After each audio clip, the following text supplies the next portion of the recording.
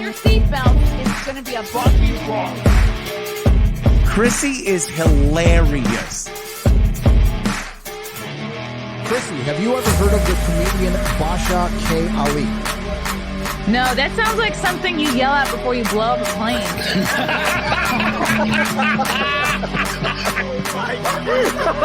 Basha K. Ali! 30 seconds remaining. But you know what, good thing to say, I doubt it will stand up to something. I haven't been disrespectful to you at all. I was very confused by the title, Everything Everywhere All at Once, because that's also what we call it when Ash takes off his shirt.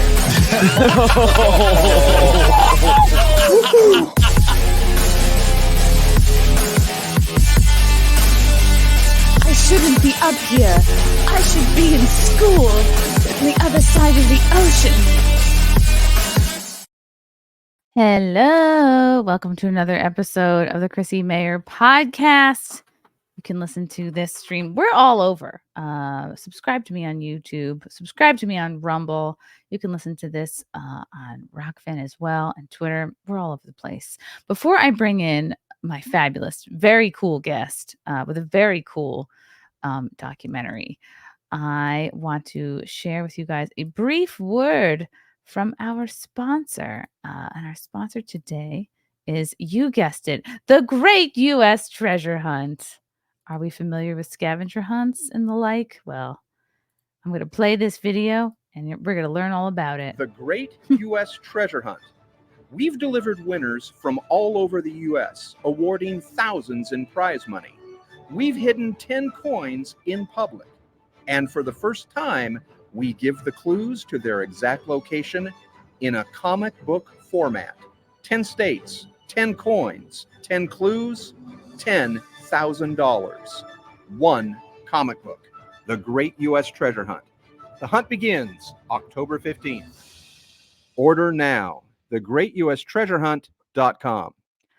Wow. What is the Great U.S. Treasure Hunt, you ask? Well, I'm going to tell you. The Great U.S. Treasure Hunt returns in 2024 with $10,000 in prizes up for grabs. They've hidden 10 coins in 10 states, and the clues to their exact location are in a comic book that mails out October 22nd.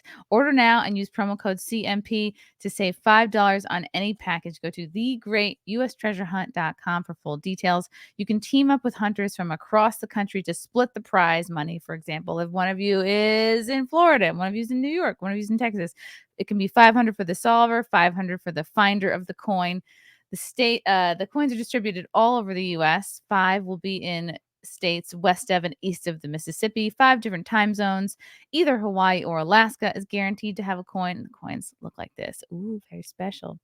At least 2 states that border the Pacific Ocean, at least 2 states that border the Atlantic, 2 Gulf Coast states, 2 Great Lakes states, 2 state capitals. Coins are hidden, not buried, so don't bring a shovel or a metal detector. Clues are in this comic book, 10 puzzles on 2-page spreads. You can use the text, the illustration, or both together to solve for an exact location in the U.S.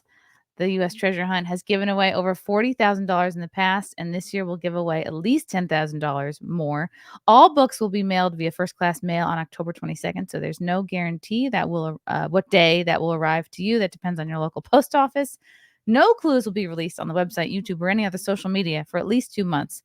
So solve the puzzles in the book, partner with someone to find the coin, and enjoy your victory. Go to thegreatustreasurehunt.com right now and use promo code CMP to save $5. Wow, how exciting. Okay, you know what's just about as exciting as that is today's guest. Very cool. We would put this guest in like the legitimate pile. Like a serious person who's doing something with his life, not just my friends, Very excited to have this guy on. He is the writer and creator of a new Amazon Prime documentary on the royal interest in UFOs. And the title of the documentary is called The King of UFOs. Ooh, please welcome to the show, Mark Christopher Lee. Hi, Chrissie. Thanks for the brilliant introduction. Wow. Serious. I love having anybody British on, anybody with an accent. You sound smarter, more interesting. It's just better. Yeah. I love that treasure hunt. I want to do that in the UK. I do go treasure hunting. I have a metal detector. I know you're not allowed to use it, but I've Maybe found they should some- expand to Yeah. it could be the Great UK Treasure Hunt. That would be great. Yeah, I love searching for treasure. That's great. How did you? So you've been studying UFOs. I know they call them. Some of them are called Sure. UAPs now, but that's a new I title. still call them UFOs. Yeah. Me too. Me too. Just like I'm not gonna call the Cuomo Bridge the Cuomo Bridge. That's in New York. That's a New York thing. I'm not gonna call Twitter X. It's No. like I just I don't change. I will not change. So you've been studying UFOs for 30 years. How do you even get into studying UFOs? Sure. I mean, I first, as a kid, basically, there was a program in the UK called Arthur C. Clarke's Mysterious World. Arthur C. Clarke was an author. He wrote 2001 Space Odyssey, which there's a film made of by Kubrick. Oh, yeah. And he had this brilliant series on UK TV, and it was on the paranormal, UFOs, stone circles. It was really, really weird. And he was like a hard-nosed scientist that took these things seriously. And I think, yeah, that's really, really cool. And so I've always had that interest. And then I went to university. I did a science degree, so I am quite rational, quite skeptical. But then I've just been fascinated by UFOs and possibility of life elsewhere in the universe. And yeah, now it's my dream to make films about it, which, you know, is my passion. So I'm very, very grateful to be doing it. I am also a semi-failed musician. Semi-failed? Come on. It's not over till it's over, Mark. What did you play? Well, I still do. I've been in the same band for 25 years. It's the Pocket Gods. I thought you And were we're saying an the indie Beatles. band. The Pocket Gods. Pocket Gods, yeah. Our claim to fame is we have the Guinness World Record for the most songs on an album. And I bet you can't guess how many. How 50? No. You have more than 50 songs on an album. 1,000. 1,000? Are they all like 2-second songs? They're all 30 seconds long. The whole idea, it was a kind of protest against lack of royalties from streaming. I won't name the companies. So I did this. Basically, streaming companies pay out a royalty after 30 seconds, but it's so small. So why write longer songs? It was actually a New York music professor that gave me the idea, Mike Errico, who works at the Clive Davis.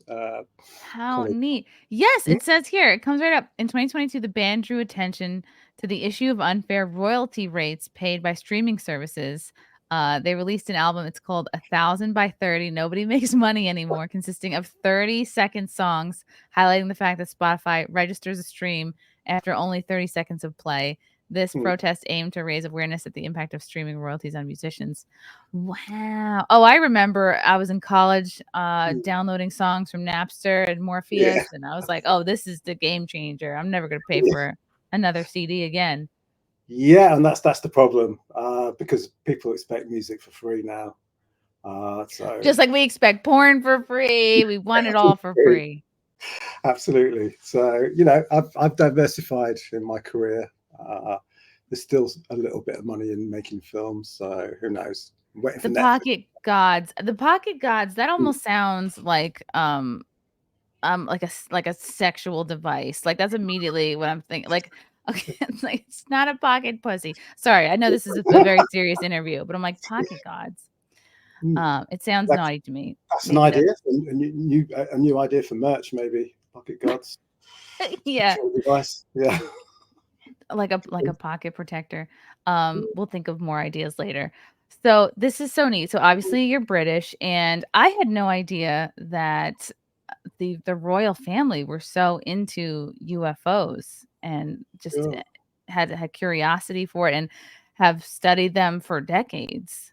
Yeah, I mean, I wasn't aware until recently. Then I met this chap called John Hanson, who's a retired police officer in the UK. And he's got this fantastic UFO archive in Stratford-upon-Avon, which is Shakespeare country. And he's got thousands and thousands of documented sightings and videos and all sorts. And also he's got letters from the Queen, Prince Philip, Lord Mountbatten about UFOs. And he used to write books, send them to the Queen. She used to write back saying, I loved it. I'll add it to our paranormal UFO library. It's like, what? The Wow. Queen and Prince Philip have got their own library of UFO books. It's like mad.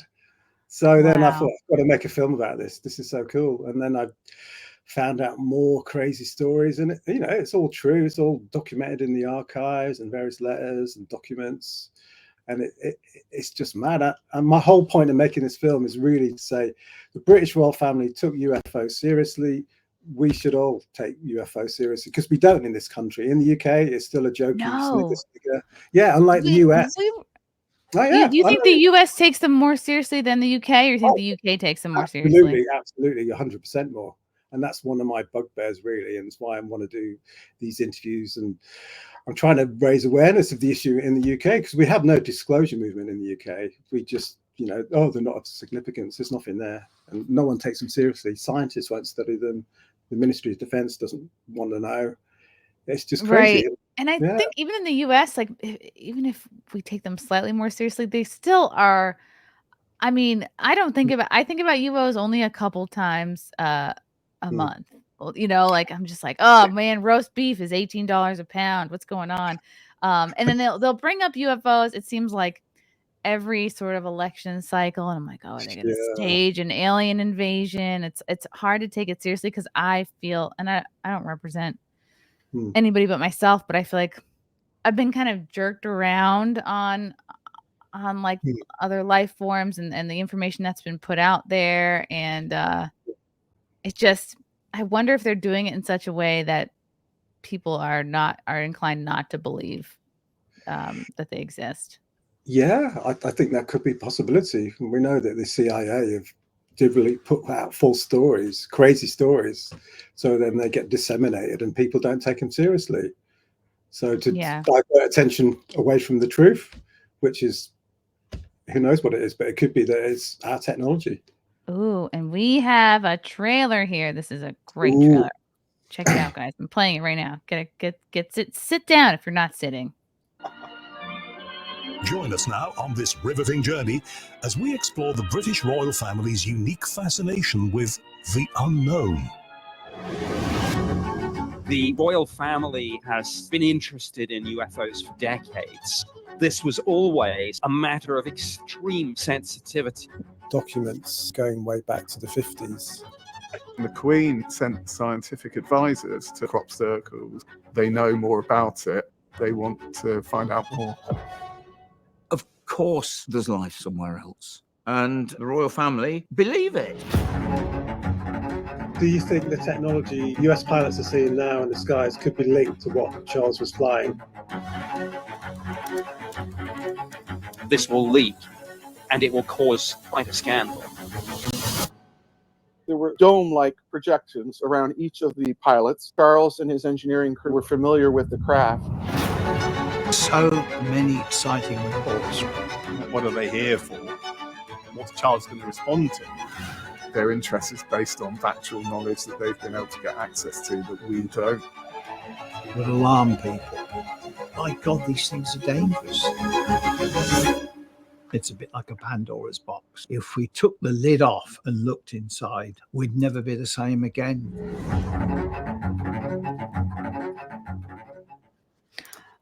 Ooh. See, really, I think you should have had a song by the Pocket Gods as the soundtrack to the movie.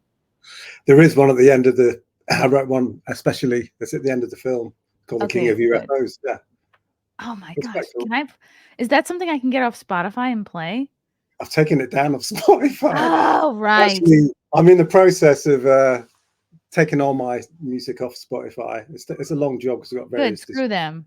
I'm with you. It's available. It's on YouTube. It's on Apple. It's other places. So, yeah. It's called The King of UFOs. Okay, I'm gonna see. Pocket God. I keep wanting to write Pocket Squares. It's not Pocket Gods. Ooh.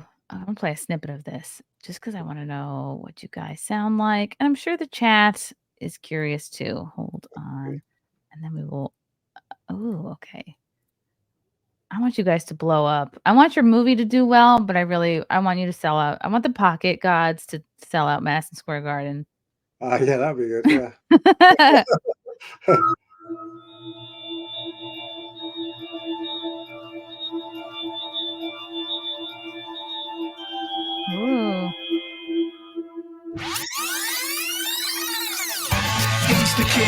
He's the king of UFOs. He's the king. He's the king of UFOs. He's the king. He's Oh, the I king. like it. It's like folk. Would you say that you guys are folksy? Oh, a little bit, yeah. Got a folksy Is that twang, fair? I guess. A little bit, yeah. Indie folk.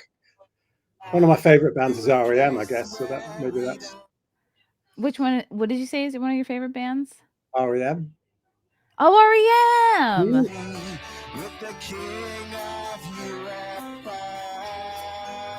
Oh, this is really cool. Okay, if you guys ever play in the States, I'm gonna be in the front row. Yeah, that would be good. Hollywood Bowl holding up for Madison Square Garden, like you said, that would be good. Yeah. I want to open for you guys. We'll have to work it out. Yeah, that sounds good. Yeah. I'll do comedy. Excellent. Do it.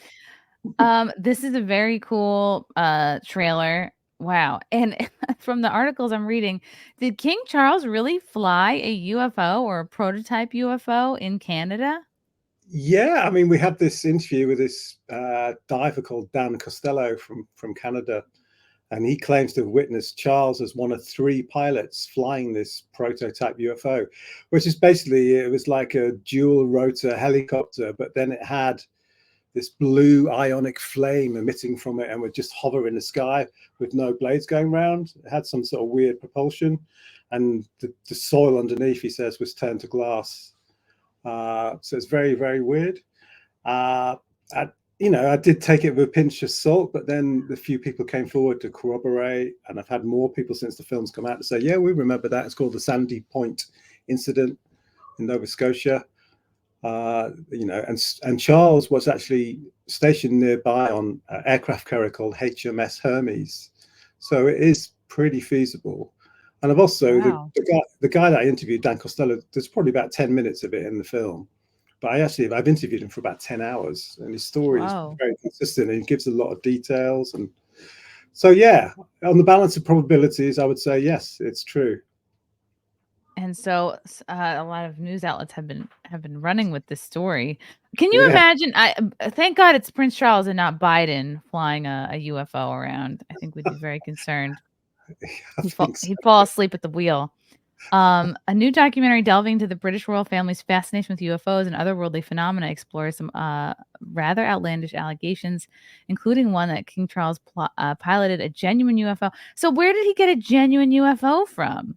They're hiding it from us. Well, yeah, apparently it was some sort of secret technology, because Charles was actually taking it to NASA at the Langley base in the States. So it was some sort of secret technology being developed after the Second World War. The Canadians, the British, the Americans. There was this test bed facility in Sandy Point, Nova Scotia. And it also kind of ties in. There's this famous UFO sighting in Canada called Shag Harbor. And it was like an underwater UFO came out of the water. And that was just nearby to Sandy Point. So I'm thinking maybe the two are linked. Maybe it was just some secret technology. And this is the point why I wanted to include it in the film. It's like a UFO is not necessarily extraterrestrial. It could be our technology. It could be secret. It could be the US private military contractors are developing in secret, want to keep the technology to themselves and not share it with the rest of the world. And that could be what we're seeing. Right, because I guess I can understand if you're working on something secret, you don't want your enemies. Like China is constantly stealing our intellectual property. They're like they're spying on us. They're doing sneaky shit. Even though we love buying their cheap stuff, they've stolen a lot of our IP. So I could understand like working on some secret stuff, not wanting them to get their dirty mitts on it. But at the same time, a secret technology like this could be used against the American or the people of any country, really. Any government could fake a UFO invasion to get make what they want happen. Yeah, I mean that's one of the theories. It's called Project Bluebeam. It's called, and it's this technology using holograms, lasers, virtual reality, things like that, to create a false flag alien invasion or the second coming of Jesus. mean, this has been documented with the aim of putting fear into the population so they can be controlled and manipulated. It's called Project Bluebeam. Right. I've definitely heard of that. Yeah. And so some people, so it's like either they've come up with this technology themselves, or do you believe it's, reverse engineered, like a UFO craft crashes on Earth? We get it, we break it apart, we try to replicate it. Yeah, that's one of the theories. My issue with that is like, okay, we know there's going to be life elsewhere in the universe. We're finding all these exoplanets with, in the Goldilocks zone, which have got similar attributes to Earth. There's going to be life. It's going to be plentiful in the universe. It's how it ever finds us and how it crashes somehow on our planet. I find that a little bit hard to believe. My opinion, after studying this for a very, very long time, is that it's something far weirder than just nuts and bolts craft. That's my personal opinion. I think there's something else. Either it's from another dimension, another reality that sometimes overlaps with ours. And this kind of ties in with quantum physics and the mystery of consciousness and other paranormal ideas. Explain to me what life on another dimension would look like, or what you think might be going on. Yeah, I just think there could be, I mean, you look at the CERN Hadron Collider at the moment, it's now finding evidence that there are other realities, other dimensions, apart from the ones we're here. So there is the possibility that physics is pushing the boundaries, that we will find proof that there is other dimensions, other worlds within our own. I don't know what it looks like, to be honest. So do you mean, Mark, in another reality, there's me doing a podcast just like this, but instead I have bangs and maybe short hair, something exciting like that. Yeah. And the pocket gods are really famous. Yeah, that's yeah, that's the reality. I mean, I'm not saying let's get to that dimension. That would be fun. Yeah, that would be good. But that kind of explains a lot of the paranormal phenomena then as well, because what are ghosts? What is out of body consciousness? Things like that. Maybe it's in another realm. I think we need to look into that. Yeah, that's exciting. Why wouldn't? Okay, what's your feelings on flat Earth, hollow Earth? I think it's hollow Earth. There might be something to it, but flat Earth is complete nonsense. It's like it's up there with the royal family lizard, shape-shifting lizards. Because I've been telling people about this film for ages. Oh, royal family UFOs. Oh, they're all shape-shifting lizards, aren't they? I said, well, I don't think so. Right, they're lizard people, Mark. And Charles was driving the UFO with his tail and then using his hands for other things. Yeah, of course he was. And then sacrificing children at Buckingham Palace. It's all a bit Yes, too they're all drinking blood. That's how they live for so long. That's right, yeah. Hundreds of years. Adrenochrome and all that. So interesting. Yeah. So was King Charles like just taking the UFO for a spin? Like he's out of milk, he's just gonna run down to the store in the UFO, or where would he be driving it around? Well, he was taking it to NASA in Langley for some reason. I don't know. I haven't established why, but I assume because they wanted to show off, maybe. To get some more medals, maybe. I don't know. Or maybe driving it to Elon Musk's house and be like, "Huh? Could you make this? Elon, look at this. Yeah, this is better than your Tesla thing." Yeah. But coincidentally, talking to Tesla, apparently this technology was based on Nikola Tesla. His technology had a test bed facility in Nova Scotia and was testing out wireless technology, transmission of electricity, which is way ahead of its time in this area.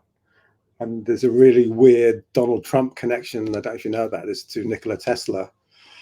Isn't he a distant relative or something? Well, no, what it was, Donald Trump's uncle, John G. Trump, worked for the FBI. And upon Tesla's death in his New York apartment, or hotel room, I think it was, the FBI were first on the scene and they raided his safe. And John G. Trump was in charge. Took all his notes. Yeah. Took all his notes. To all this, apparently all this mysterious technology. And that's an interesting connection. I would like to see Trump driving around in a UFO with like a MAGA sign on the side of it. With cheeseburgers everywhere. Yeah. Yeah. Make aliens great again. Yes, That's he eats so much. He's amazing. Like he'll eat so much McDonald's, but is just so sharp, and I guess that's his fuel. maybe. He loves Mickey D's. Okay, this is an interesting article out of the Mirror. Russian spy posed as alien in bizarre attempt to meet Prince Philip, documentary claims. What is this about? Okay, it was in 1951, I think it was. And basically, Prince Philip was massively into UFOs, but he had to be careful politically and, because of the way things were. So he had to do it in secret. And the way he did this, he acted through what's called his equerry, which is like a private servant. And it's called Sir Peter Horsley was the servant's name. And basically, Sir Peter Horsley used to go out, get information, get the Flying Saucer Review, which is the big magazine on UFOs at the time, and give them to Prince Philip. And anyway, Sir Peter Horsley then started meeting up with this character called Janus in this flat in Chelsea. And this Janus character was, speaking with Sir Peter Horsley and apparently communicating telepathically. And Sir Peter Horsley thought that he was basically from another world. He was an alien. And he was trying to arrange for Prince Philip to meet Janus because Janus said, "Oh, Prince Philip's this amazing, prestigious guy. We need to speak to him. We need to help him save the planet, basically, from its own destruction. And we need to speak to Philip about this." But luckily, Philip didn't. He was warned off meeting this Janus character. And it probably most likely that it was a Russian spy. That seems like the most story. But I do qualify that with Sir Peter Horsley in his autobiography. It's all there, written down in his autobiography. So, till his death, stated that he still believed that this Janus was an extraterrestrial. So who knows? Wow! Imagine Janus is just like a hot girl with her boobs out, and it's like, "Oh yeah, like I'm an alien. Tell me whatever." And then he just. I think he would have gone at that case. To be honest, he had a bit of a reputation. So. Yeah, and then he bones her, and then spills some secrets. Possibly, yeah. It's just like a hot girl with like green face paint and like antennas, and it's like, yeah, I'm an alien. Wow. Because you have to realize that Prince Philip died a few years ago, and his own archives have to be kept basically hidden for about 80 years, I think it is. Why? So no one's allowed to see his personal records or anything like that, even though technically they belong to the public. As the crown are servants of us, basically. We pay for them.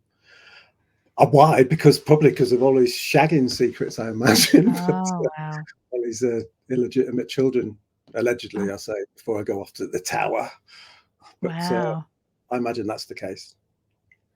Wow. The royals' long history with UFOs dates back to 1875 when Queen Victoria's husband, Prince Albert, I wonder if that's they named the piercing after him. There's a piercing called the Prince Albert. Yeah, they did? Was he the first person to get it or something? Yeah. Jesus. Yeah. I don't know why which is why Queen Victoria missed him so much when right. She tried to contact him through seances. So really? She went to seances, and they were massive in Victorian times. So she was trying to contact her dead husband, basically. She's like, I miss it. The film's most sensational claims that the king himself, when he was still Prince Charles, Prince of Wales, had flown a reverse-engineered extraterrestrial craft powered by some unknown form of energy. Canadian diver Dan Costello claims to have witnessed Charles flying a prototype UFO. We already mentioned that. Wow. I wonder if Prince William and Kate are into flying UFOs, or it stopped. I'm sure they do secretly. Yeah, I imagine so. I imagine I'm going to kind of vision them all hanging out at Balmoral, this castle in Scotland at the New Year, talking UFOs and and I'm sure each of the little kids has their own little, like, instead of a Power Wheels car, it's just like a little UFO they can zip around. Granddad in a UFO flying. Yeah. Oh, wow. The craft had dual rotor blades like a helicopter, but would just sit and hover in the sky with the blades not on and no sound of propulsion, just a faint crackle of electromagnetism. Yeah, this sounds like some Tesla stuff right here. I don't think it was extraterrestrial, but it was might have been developed by Tesla, who has a facility here, and now this was being used by the U.S., Canadian, and British military. Mark says that he suspects many so-called UFO sightings are in fact cover stories for tests of top secret aircraft designs. Yeah. Ooh. Interesting. Yeah. So what are they waiting for? Like, why not just like let it rip? I think because a lot of people would be skeptical. Yeah, maybe because a lot of them crash all the time and they're trying to get it right. I don't know. Possibly. Right, because if you have aircraft capable of flying without any kind of like normal propulsion, then it's probably good enough not to crash on Earth. Possibly. I mean, one of the reasons people say is that, you know, it is reverse engineered and somehow they've got this free energy which these private contractors are developing. But then if we all had free energy, it would put all the power companies, all the, you know, all these very energy companies out of business, and we would get energy for free, which is what Tesla wanted in the first place. He wanted to give it away for free. He didn't want to make money. Thomas Edison stole all his patents and, you know, developed the technology so he could charge for it. Tesla didn't want to do that. He was very radical, ahead of his time. So, yeah. Wow. Do you think they killed Tesla because of what he was working on? I don't know. Possibly. Maybe the end of his life was quite sad. He was, you know, not doing much, living on his own, and didn't have much money. So I don't know. So maybe he should have charged for the energy. Yeah, maybe. I mean, I guess he was an interesting person. Obviously a genius, but he had what I guess what we'd call autism now. But you know what? Like, sometimes you can use your autism for good. You know, it's not just about cleaning your sneakers and organizing them and not looking anybody in the eye. I don't know what autistic people do. Wow, that's fascinating. Do you think overall people should fear UFOs or be curious? Sure, definitely curious. Yeah, I mean, we should have an open mind. I've spoken to many people about this, and there is a big movement in America that say that this basically this organization called the Collins Elite, and this is basically the secret government, US government department that controls it, and they believe that UFOs are demons. Basically, they're kind of evangelical Christians, and they take biblical passages from Ephesians and other Ecclesiastes and things like that, and say them as flying demons in the sky, and they should be left alone. So they're not to be interacted with because they are evil. And there's a lot of people believe that, and that also might be why we're not getting the truth, because the people in power, especially at the Pentagon, who've got these beliefs, you know, don't want the public to know it, because they truly believe that these are demonic in origin. Wow.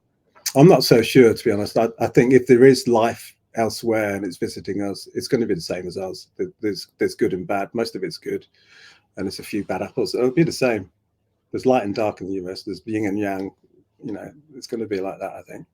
And then there's a theory that there are continents and there's land outside of what we know, you know, that maybe that these beings are from these continents that haven't been made public yet.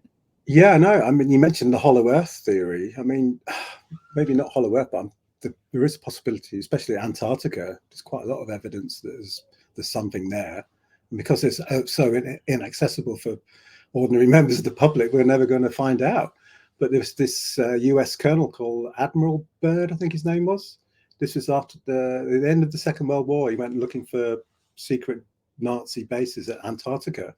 And he said he flew in to this, basically this tunnel in Antarctic, and saw an underground world, these alien beings and UFOs and things like that. And this is all documented in his diary. And he was a proper US admiral. This is Admiral Byrd. It's a really, really weird story. So there could be something there. And actually, I've met someone recently who I've interviewed for a future film. Is actually going to Antarctica to try and prove this, to try and find evidence of UFOs there. And it would be a good place for them to hide if there was an alien base or whatever. But some say possibly it's the original inhabitants of Earth. We are the aliens.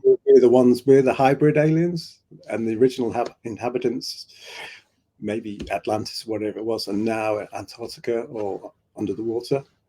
I don't know. I mean, it's fascinating to speculate, isn't it? It is. The Area 51 is a classified U.S. military base in Groom Lake, Nevada. Do you have anything similar to that in the UK? Where there's Yeah. stations where they can be studied? Yeah, I mean, I actually live, ironically, I live next door to a place in Hertfordshire, England. I live in a place called St Albans, and on top of a hill, and there's Woodcock Hill. There's a place next door to me which is a bit like that on a smaller version. It's more British, more kind of smaller scale, but yeah, it's got underground tunnels and bunkers and stuff like that, and there's quite a lot of high technology. I mean, I didn't move to this house because that was there, but it's like I found out later, oh my God, this is weird. Wow, it was meant to be. So it's a bit like that, I guess. What first got you interested in studying UFOs? And how old were you? Yeah, probably, definitely a kid. Like I said, it was watching this program, Arthur C. Clarke's Mysterious World, and then watching all the science fiction movies. And then there was a magazine in the UK called The Unexplained. I don't know if you had it in the US, but it had these really good articles on UFOs and things like that, which was cool. And then obviously, like everyone else, I got into the X-Files, which was like, whoa. And the X-Files, was based on a lot of, stuff in these magazines like The Unexplained and the Fulton Times. Chris Carter got a lot of his ideas from stuff that actually happened. So that's cool. And the coolest thing is I'm now doing my new film with one of the X-Files narrating my new film, William B. Davis. Really? Yeah, William B. Davis, cigarette smoking man. He was the bad guy.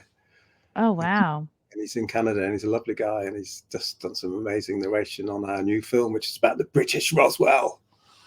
What about Mulder and Scully? What are they doing? Well, Gillian Anderson, she lives in London at the moment because she was actually born here in London. So she's kind of British, American British. But yeah, she does a lot of stuff, theatre, TV over here. I'm not sure what Mulder's doing, but I know he's also a singer, isn't he? He's brought out albums, kind of country rock, a little bit. Wow. Yes, he has a band called the Pocket Angels. You guys are arch nemesis. Okay, just not the Pocket Gods. Come on. A competing band. Here's another article out of Metro. King Charles flew a prototype UFO over Canada in 1975. Wow. It's like, why didn't we hear more about this back then? Or maybe they just knew and kept it quiet. The other interesting story from the film, which is quite cool, is about Queen Elizabeth and crop circles. Have you heard of crop circles? I've heard of crop dusting. No, I know what crop circles are. Yes. There's like these weird glyph patterns in fields of wheat. We get a lot of them in the UK, and they're getting more and more complex. Anyway, the Queen was massively into them, which is really weird. And I spoke to this guy called Colin Andrews, who's an author, a crop circle researcher, and he was down in Wiltshire in 1990 with a Japanese film crew. They were filming just where a new crop circle had formed, and they got word that the Queen was coming down to have a look.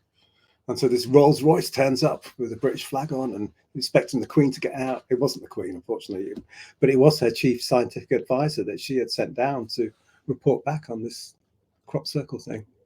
Well, I thought it was really cool. That is really cool. Yeah, I wonder why there's so much curiosity there, but that's cool that she sent her. What did you learn? What was the most shocking, I guess, or scariest thing you learned in making this documentary? I think the fact there's so much we don't know. We had this paranormal historian called Richard Felix. He talked about the Vatican archives, which a lot of people know about, where they've all got miles and miles of corridors of all these secret documents relating to maybe the origins of Christianity, origins of life, possibly even a UFO and things like that. But he was also saying the royal family have their own at Windsor Castle, and there's loads of stuff in there about paranormal UFOs and things like that, but we're never going to get access to them. So I think we should, because the royal family kind of belong to us. Yeah, don't your taxes go into paying for their life? Yeah, they do. I'm not anti-royal or anything like that, but I think we should get the juicy stuff from them. That would be good. Yeah, you deserve it. What do you think is like the public's biggest misconception about UFOs? That's a good question. I mean, over here, the biggest misconception is that most UFOs is just misidentification, and that's what they believe over here. Mainstream scientists here think, oh, it's just Venus or a star, or Elon Musk's space link or Starlink satellite. But it's not. There's always like a 2 or 3% of UFO sightings that can't be explained. And the thing is, people say, "Oh, there's no evidence for it." Well, there is. There's loads of evidence. This chap in my film, John Hanson, the ex-police officer, he's a no-nonsense guy. He's got thousands of documents of reported sightings, evidence. He's got physical evidence. He's got videos. He's got statements, witness statements, all sorts. The evidence is there that there's something in the sky that can't be explained, and that there is a cover-up, which is what I found out, which is also the scariest thing. And I found that more with my new film I'm doing now on the British Roswell. It would make sense that if they really were demons, that's why, looking into them would be sort of stifled by the powers that be. Yeah, I mean, there are a lot of similarities between people who have kind of demonic possession and alien abductions. There's paralysis. There's, you used to have the incubus, succubus, which were the sexual demons, which come down and rape you. And, a lot of people who get alien abductions claim to have things done to them, things extracted from them. So there is a similarity between demons and aliens. That's quite obvious, whether it's a subconscious elemental psyche, which is, Carl Jung would be proud of. I don't know. But there is the mysterious connection, I think. Wouldn't it be nice if, like, the aliens, that you got abducted and they, like, did something to improve your life? Like, oh my God, I got abducted, and they, like, oh, did something horrible happen? No, they gave me a colonic. I feel great. Or like, oh, they gave me a makeover and a haircut. Made the pocket gods famous. The pocket gods are famous now. But no, I have spoken to a lady, an American lady called Ray Dove, and she claims to be it's called a alien experiencer, using the CE5, Close Encounters of the Fifth Kind process, where through meditation you can contact alien beings. And she's a really credible person. I've interviewed her, and she claims to have been healed. She was physically, basically dying, and then through contact, these aliens healed her. And I believe her. Wow. So, yeah. How I would like to look into that. Maybe the aliens can help me lose some of my baby weight. Okay. Because I did just give birth. Yeah, fair enough. The last 20 pounds, I'm telling you, I think I need alien assistance. They're like, you're bothering us for 20 pounds? I mean, wait until they're a toddler, you'd be chasing after them everywhere. Right. Yeah, that's true. Crawling around, yeah. Wow, this is very exciting. Yeah, interdimensional beings. I'm looking at the chat to see if anyone's got some interesting questions. Oh, thank you, Erica, for the Rumble rant. This guy gets it. Yep, you do. Do you have to be careful about how you talk about what you know, as to not sort of like scare people off? Or yeah. I mean, I feel quite at ease here, but especially when doing them in the UK. Like last night, I did a BBC interview, and the BBC don't touch UFOs. It's too woo-woo. Why is that? They just don't, because it's too out there. They think it's crazy. Basically, they think it's crazy. So I have to tone down the craziness. I can do crazy, but then I can do normal. So I have to do normal and polite and just take the scientific approach. So I wouldn't mention anything about interdimensional and demons and stuff to the BBC, because they would just blacklist me. Isn't that insane? And like, well, what if that's the truth? And they're gonna. I mean, there was how many things, like just COVID alone. I mean, how many things do people? Oh no, that's ridiculous. That would never happen. And then we find out that it's true. I know, it's crazy, isn't it? Because I don't want to go into politics, but before the pandemic, my politics were quite liberal, left wing, and then the whole world just went mental, and I thought, this is not right. Why am I being locked down? I don't want to be locked down. Yeah, it's like none of it made sense. I had to reevaluate where I stood in terms of the political spectrum. But yeah. And it turns out it wasn't the bats after all. It wasn't the pangolin. Well, no, it's always going to be the secret government lab. I mean, there's an old adage which everyone should follow. It's follow the money. Always Yep. money. That's We know all the same things. Yeah. Very interesting. Someone in the chat says, I wonder what Mark's thoughts on Cliff High would be. Do you know what Cliff High is? I haven't heard of it. Please Okay. educate me. I don't know. I don't know, Fealty. You'll have to elaborate. Okay. Someone in the chat telling me to not eat dinner. Well, okay, thank you. That will be helpful. Let's see. Okay, there's a claim that we live in a Middle Earth and we're surrounded by an ice wall, and outside there are more rings of land masses. Yeah, that's what I was talking about. More continents. That sounds amazing. I like that. But I'm not sure about it. Yeah. Okay, Mark, do you have a feeling about the biblical perspective on this? For example, like fallen angels or the Book of Enoch? Yeah, I do. I actually wrote one of my previous films called God versus Aliens. God versus Aliens, which goes through all the possible biblical links to UFOs and aliens, and how angels can be seen now as extraterrestrials, and how God, with all his powers, maybe he's just some angry extraterrestrial. But there is the Nephilim, the fallen angels, the Nephilim, which were kind of possibly a hybrid, giant alien hybrid creatures. And there's so much stuff, especially in the Old Testament, that kind of links in with all these modern day theories. And, like I said previously, the Collins elite, this US Pentagon group, believe there are demons. And there's various passages in Ephesians where Lucifer's seen in the sky and things like that, which they use. So yeah, there's a massive biblical connection there, I think. And yeah, God versus Aliens, it's out on Tubi if anyone wants to watch it. It's free to watch. It's actually went to Cannes in May, which is cool. Wow. And then there's also a theory that they helped us build the pyramids, that we couldn't have done them by ourselves.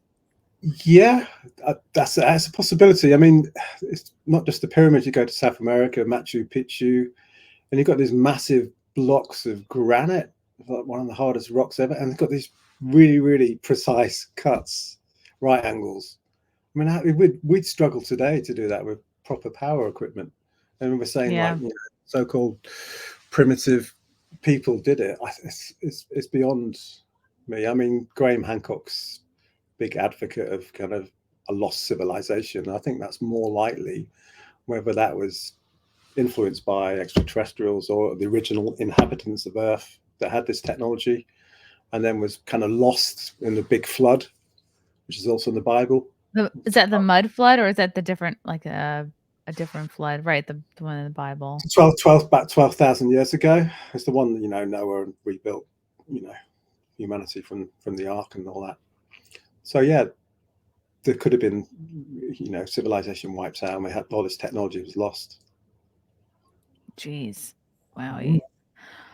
What I would want to know, like, what do I have to do to not piss off the extraterrestrials? Like, how do I keep the aliens kind of on how do I stay on their good side? Like, what would they want? I don't think they'd be interested with me personally. I think they would want like the smartest people on Earth, or like the most beautiful. I don't know. Not comedians. Not failed musicians either. Yeah. We're safe. So I don't know. I think the thing is to be polite, I guess, because they're going to be far more advanced if they could communicate with us, and they could just kill us just like that. So be nice to them, I'd say. Send out happy thoughts. Leave them cookies like we do with Santa. That's amazing. At Christmas, and carrots for their reindeer. Yeah, absolutely. I think we got one thing we could be worried about is that I spoke to, there's a Harvard professor who's really cool. It's called Avi Loeb, astrophysicist, lovely guy, love him to bits. And he's out there searching for proof of extraterrestrial life in our oceans. But he's proposed the theory that if aliens are coming to visit us from distant planets, they're not going to send flesh and blood sentient beings. They're going to send AI robots. And the nightmare scenario was these AI robots, which could be drones and UFOs we see in the sky, could make contact, but not with us, but with our AI. It'll just bypass us completely. Oh my gosh, right. Well, it's like, just talk to the other AI. Why not? Why talk to us when you... it's an interesting theory. So neat. That's a movie right there. Absolutely, yeah. You should do it. That's so neat. Oh my gosh. And then the RAI can like talk shit about us behind our back. Yes, yeah, probably. Okay, in the chat, someone's saying that China apparently has hundreds of pyramids but they're covering them up with dirt and trees to hide them. Yeah, they do. There's That's loads so of China. all over the world, not just China. There's all these, and they all kind of date from the same time, and they're all very similar, obviously being pyramid shaped. So it was like, the whole kind of world was connected such a long time ago. And how could that be if we just had, primitive rafts and stuff like that? Doesn't make sense, does it? Yeah, I also kind of read something that like when they look at the old churches, like with the spires, I don't know if that's the right name for them, but that was used to conduct energy way Yeah, back when. It's the theory of ley lines. That's big in the UK. Basically, these ancient pathways and churches were built on them because they have this energy from the earth, basically. I mean, there is some scientific credibility to it because there is energy coming up from the Earth's core. Magnetism plays a big role, and this was technology that was used way back then because people understood it, and they knew how to tap into it. Whereas now we don't. We haven't got a clue. And I'll tell you the weird thing is, in my new film, The British Roswell, there's this thing called divining rods. I don't know if you heard of them.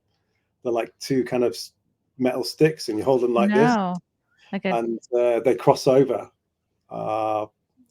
When you find an energy or a water source, they cross over, and you're not moving them. And I did this recently, Rendlesham Forest in the UK, and it just went crazy. Where this UFO allegedly landed. So yeah, I think there is something to it. And I imagine like this isn't more seriously explored because I think people have to re-examine their thoughts on God, right? And like other dimensions, other beings, like our place in the universe. Maybe we are more important than we think. And also, right, all the companies that stand to benefit financially from selling us power and fossil fuels, right? And just imagine if we could connect with each other without a mobile phone or a computer, if we had using our consciousness, our minds. Bear in mind, we're only using like 10-20% power of our brain. I'm sure if we could tap into, that would be great if I could just like think about like just sort of like without saying anything, think like take out the trash to my husband, and then he would just know and do it. Well, this is it, because the last frontier is mind. It's not space, it's mind. We're nowhere near tapping into its potential. I think it's because of cell phones, because they're constantly like keeping us distracted, so we can't reach a higher plane. Yeah, I think you're spot on, definitely. Yeah, we figured it out. This is so interesting. When does the British Roswell come out? We're just finishing editing it now. It's called Rendlesham, the British Roswell, because basically our Roswell's called Rendlesham. Rendlesham. Okay. Yeah, this forest in Suffolk, and it was basically a NATO US airbase in England in 1980. Saw a UFO land, and it's not very well known, but it's an amazing place. And we discovered stuff there that's like so weird. Orbs we heard strange electronic noises, and it's all on film as well. So it's like, whoa, can't wait to get it out there. So that sounds very cool. I'm excited. So let's see okay, that one you're working on. The King of UFOs is out. Is it out now on Amazon? It's out on Amazon Prime and it's out on Tubi. So please watch it and let me know what you think. It's an independent film, so we appreciate all our viewers, and send me a message with your weird stories. I'm always looking into UFOs and the paranormal, and I like interacting with the public. So send me your craziness, please. Definitely. Yeah, if you get probed, don't feel like you can't share that. You share that with Mark. He'll understand. He won't judge you. Yeah, just no videos though. Okay. No videos. Just the selfies with the aliens, Yeah, that's cool. I imagine, I would try like really desperately to make them laugh. and then they wouldn't, because they'd be like, they've lost their humor. yeah. Right. I think that's when you're at that level of intelligence, it's harder for you to have a sense of humor because you're just burdened by a huge brain. Yeah, basically, yeah. You're just like, oh, what's the point? Yeah. What's the point of laughter? My gosh. Mark, you're the absolute best. You're the coolest British person I know. I can't wait to see the King of UFOs. I can't wait. I can't wait to see the British Roswell. When is that due to come out? Hopefully before Christmas. We're just editing Okay. it at the moment. Yeah, that's taking it to another level. But this is the most fun interview I've done, so thank you. It's For real?